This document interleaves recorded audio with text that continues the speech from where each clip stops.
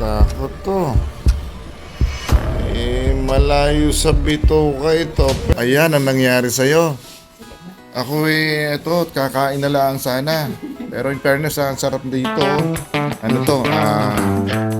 Authentic Indian cuisine, Simon J's. Swadis Kana. Ewan ko, baka mamali pa ako ng approach dyan. Dito tayo. Usapin mo to, okay ako dito. Ayan, nakikita yung daliri niya, diba? Na paano to? Hindi, na paano nga? Alam ko na-dislocate. Pagsipa niya.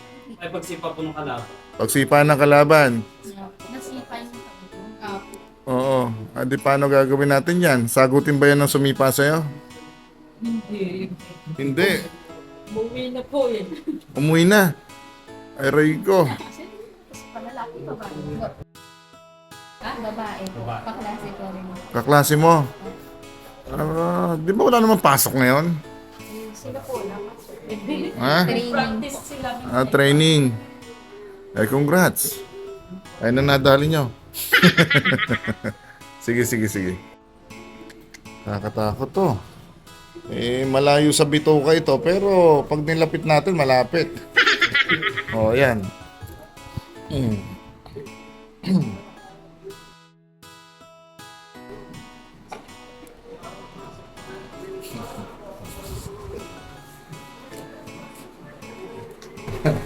Titingnan natin yung kanyang daliri. Ayan.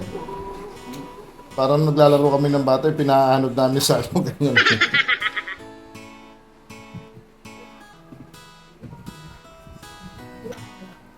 Ha? Iyaan mo po. Pinakapa ko pala. You see the light. You see the light. You see the light. Ha?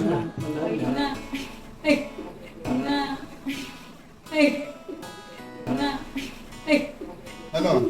Nasaan na yun? Nasaan? Patingin. Okay na. Nakita niyo yung before and after. Okay na uli siya. Diba? Biyak na mami niya po. Nag-inisip. Ermitan, yung lagot mo ang sagot at lunas sa mga sakit mo sa buto.